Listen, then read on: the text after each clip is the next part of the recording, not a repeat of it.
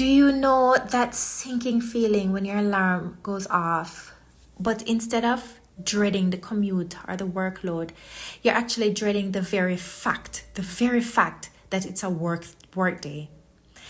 It's not just I'm tired, and it's not just I need a break. It's far deeper than that. It's I hate this. I absolutely hate this, and I don't know how much longer I can do it. But here's the even bigger thing. Even though you hate your job, you don't know what's next. And that push and pull of I need the job, but I hate it and I don't want to stay, but I also don't know what to do next. Well, it keeps you spinning in circles, and it keeps you miserable where you are, but unable to move forward. If that's where you are at today, let's talk about it.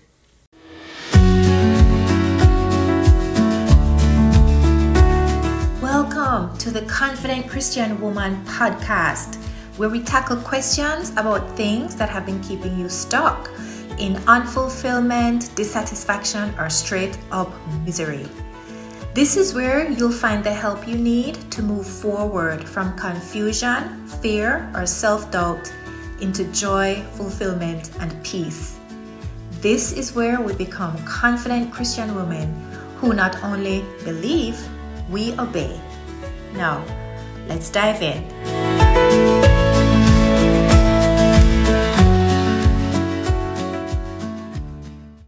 Our question today is, what should I do when I hate my job but don't know what's next? And I know exactly how that feels. Like exactly. Because there was a season coming on near up to the end of my corporate career, which was about 11 years ago, when the greatest relief of my whole week wasn't my weekend plans. It was simply waking up and realizing, oh, thank God, today is not a work day. But along with that relief came guilt, because it was a great job and I knew that I should have been grateful for it. The truth is, I even used to love that job. Like, I used to actually love it. Yet even knowing that, it didn't help to drown out my growing sense of misery.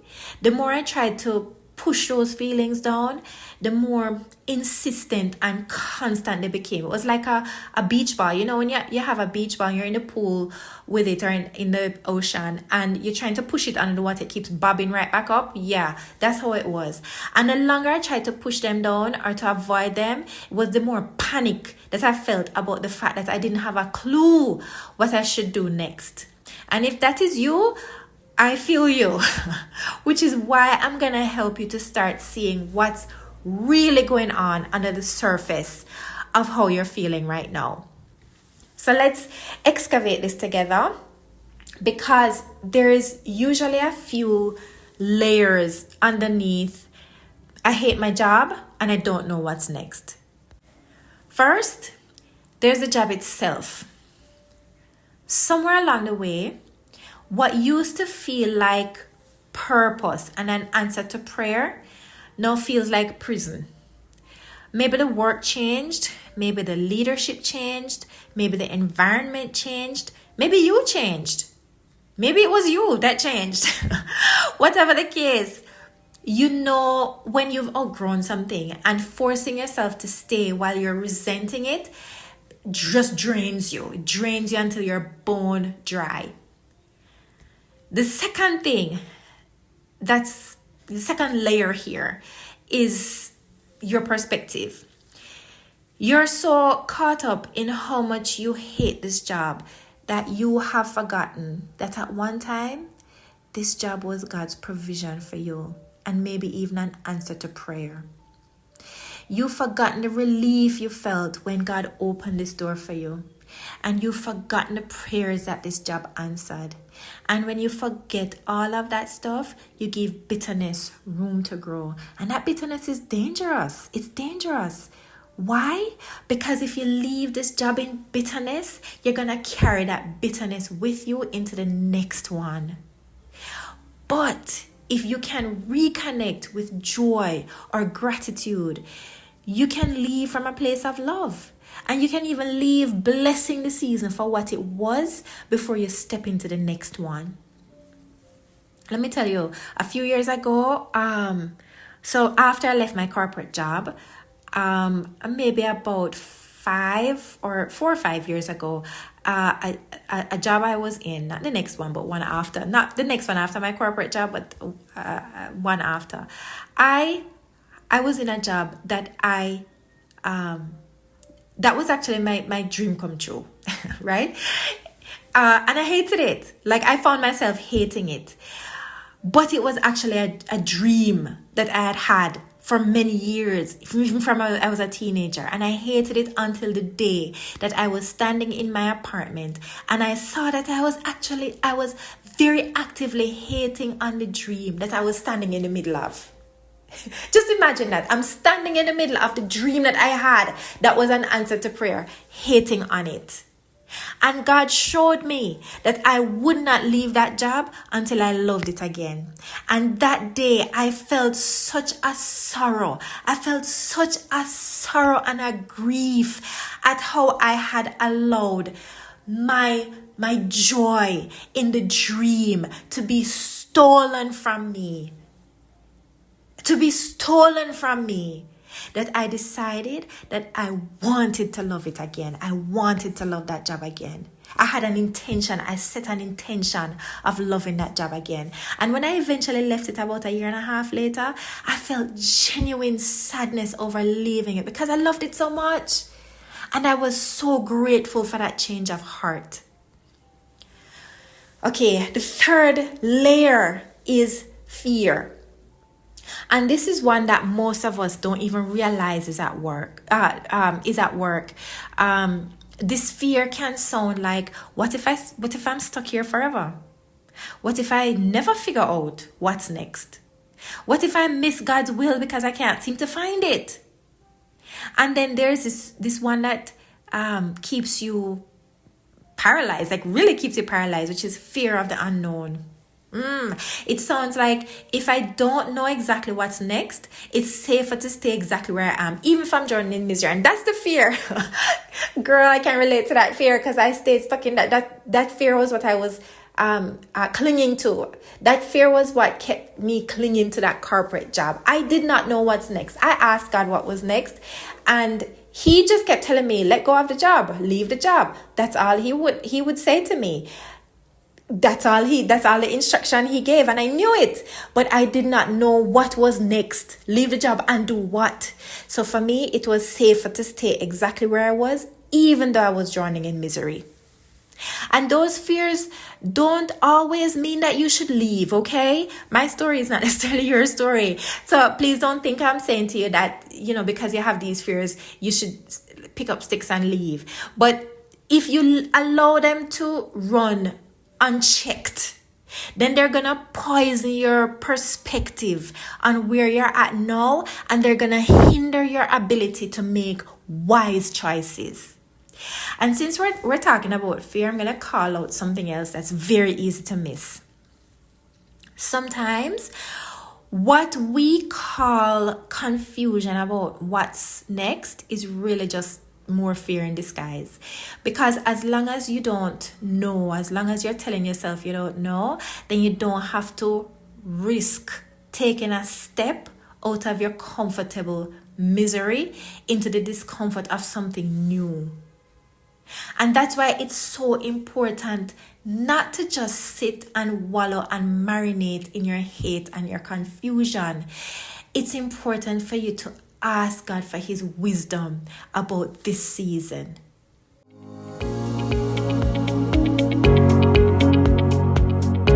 Quick pause. Did someone come to mind as you've been listening? If so, would you share this episode with them? You never know how much they might need it right now. It's a simple way to encourage or inspire someone else. All right, let's jump back into today's episode. Proverbs 2 verse 6 says, "For the Lord gives wisdom, From his mouth come knowledge and understanding. And that's what you need the most when you find yourself in a position of hating a job and not knowing what's next, right? You don't need a self-help strategy. You need God's wisdom for how to navigate this season well. You will navigate this season, okay? You will get through this season. You will navigate it. But will you navigate it well? You only will navigate it well if you're doing it with God's wisdom. John 1 verse 5 makes this super personal. It says, if you need wisdom, ask our generous God and he will give it to you. He will not rebuke you for asking. God is not stingy with wisdom. He is not hiding your next step like a puzzle piece that you have to earn from him. He's generous. So ask. Ask for the wisdom that you need. No, and let me just say also, when you ask for the wisdom you need, allow God to answer your prayer in any way he wants to answer it, okay? A lot of times we expect God to answer us in a certain way, and we confine him into a box of our own expectations. But God can work and speak to you in any way that he wants. So allow him to answer your prayer in any way that he wants. Your prayer for wisdom. All right. Now, I talked about reconnecting with the joy and gratitude that you felt when you first got this job, right? And if that can sound a little highfalutin, so I'm gonna make it real for you, because when I was stuck in that corporate job, I was trying to will my way out of it by like this gratitude practice I had. It did not work. It didn't work. So I'm gonna give you some more effective tools and steps to actually reconnect with that joy and gratitude that I didn't have. I didn't have these tools when I was where you are at now. All right. So because trying to force gratitude feels awful and it doesn't work. As I said, I did it. I tried that and it just absolutely doesn't work. You could also stay obsessing over what's next, but that also probably won't work. So here are the 3 practical ways I'm going to give you to open up yourself to God's wisdom in the middle of this time that you're in of being in a job that you hate and feel stuck in. All right. Number 1. Ask God to change you. Seriously, I'm not even kidding. Ask God to change you. Not necessarily change your job, but change you. And that takes guts. Like that takes some courage to do. Ask God, what in me needs to shift so I can walk through this season without bitterness and without hate? Sometimes God changes your perspective, and sometimes he wants to change your attitude, and sometimes he wants to change your resilience. But it starts with being willing to let him work in you before he works around you. Okay? The second step, the second practical thing that you can do is to ask God to show you one way that you can love your job today.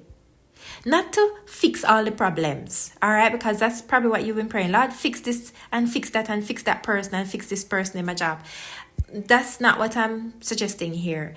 And not to convince yourself that you enjoy it, right? Which is part of what I was trying to do back in my corporate job. Oh, I love this job. No, don't lie to yourself, okay?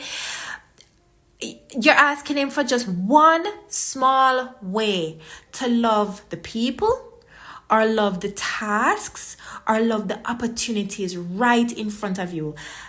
That's all. That one shift, that one small shift can start to break the cycle of hate just enough to help you to feel better and maybe even to start to see more clearly. All right, the third thing is to ask God to take you back to the time when this job was an answer to prayer.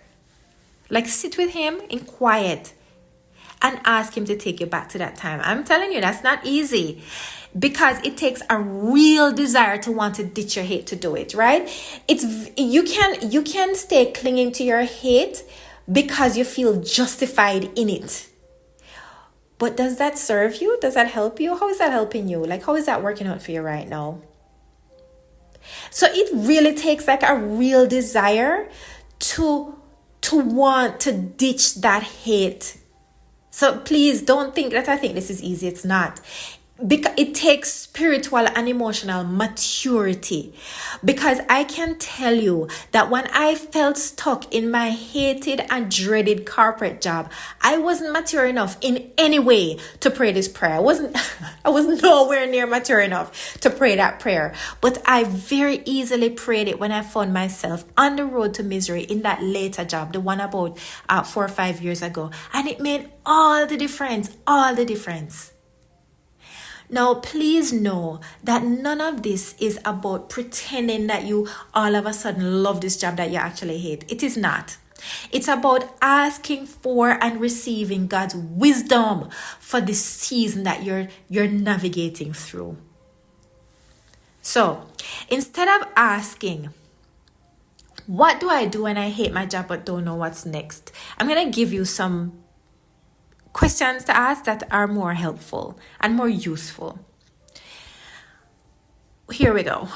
What would change if I looked at this job again as God's provision for this season, even if I don't love it anymore?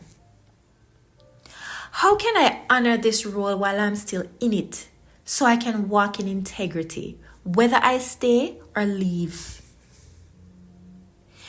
How might asking God to change me or to show me one way to love my job today shift my experience here? What fear is really behind the thought of I don't know what's next? Because there's probably a fear hiding behind there. In fact, it's most likely that there's a fear hiding behind there. So begin to excavate that. And here's one more question for you. What does obedience look like in this season, even without full clarity? These questions are not about shaming yourself for hating your job. Not at all. Because shame doesn't get you anywhere. Shame just keeps you trapped in the cage of hate. Okay? Instead, the point of these questions is to help you to see and get to what's really happening underneath the hate and the misery that you're feeling, and to see where God might be offering you peace even before anything about your circumstances change. You can be in complete peace even before your circumstances change. So if you want to open up a deeper conversation with God about this, here's a prayer prompt for you. Lord, you gave me this job once as a gift, and now I feel stuck. I don't want to stay here in hate, and I don't want to run ahead of you in fear. So how do you want me to see this job right now? How do you want me to show up in this job today?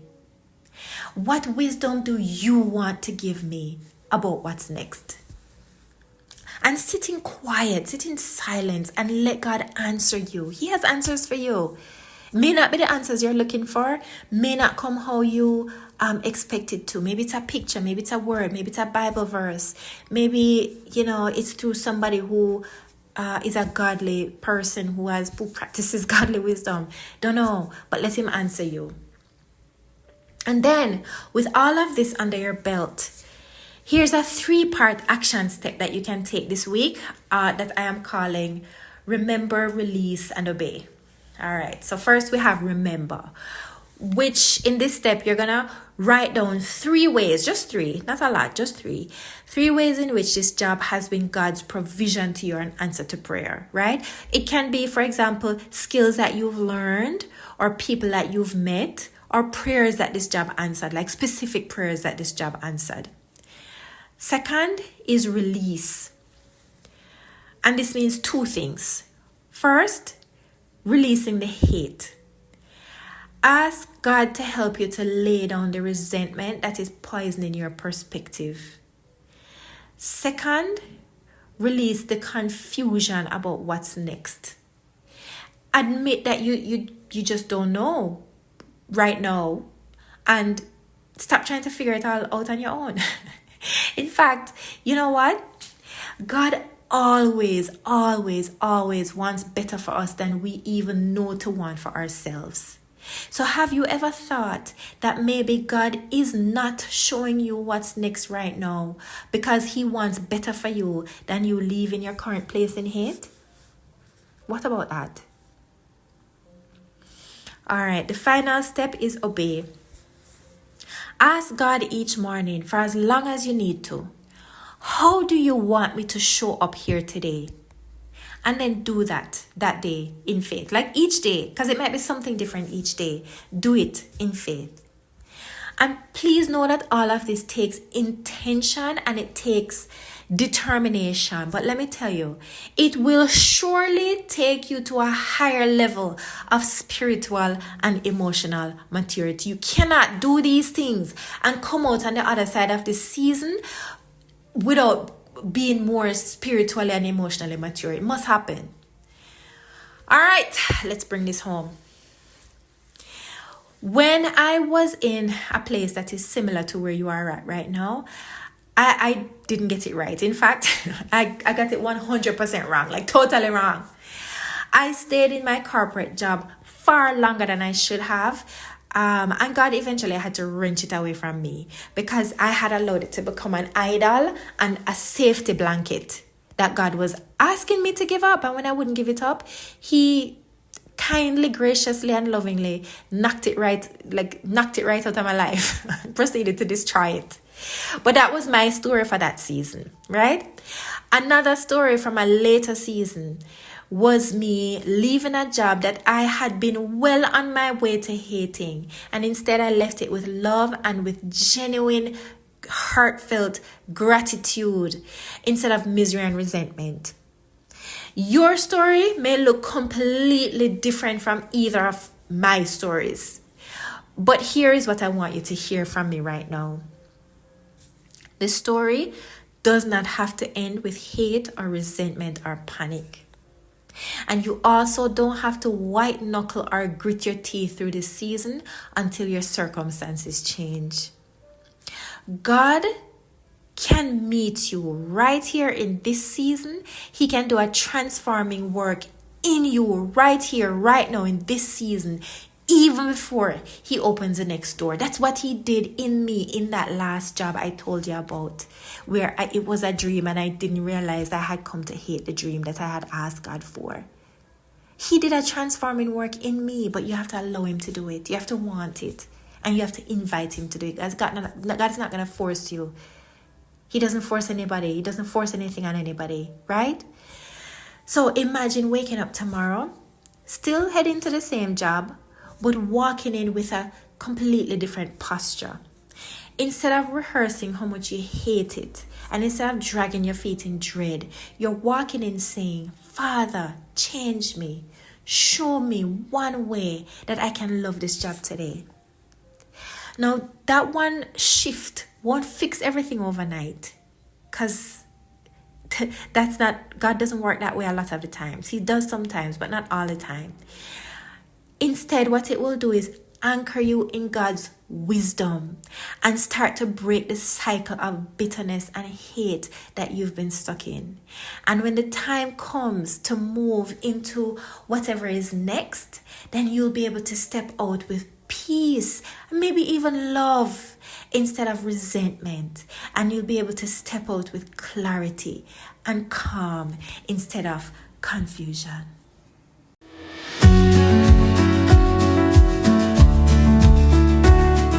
Thanks for tuning in today. Before you go, can I ask a small favor? If this episode encouraged or inspired you, would you please take a moment to leave a quick rating and review? It helps other women find the podcast and start getting unstuck, just like you have. Thanks for being a rock star.